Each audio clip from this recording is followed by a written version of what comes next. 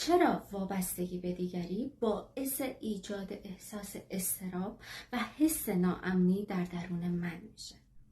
در واقع این وابستگی ناسالم و چسبندگی هست که باعث میشه دیگری کنترل ما و هیجاناتمون رو در دست بگیره.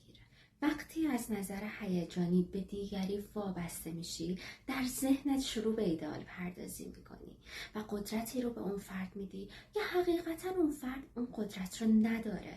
تو تصور میکنی اون فرد چیزی رو داراست که دست نیافتنیه، چیزی که باعث ایجاد احساس رضایت، کمال و شادی در درون تو میشه.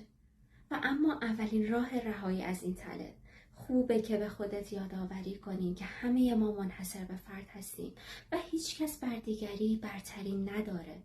خوبه که به کودک درونت تغذیه و توجه بدی.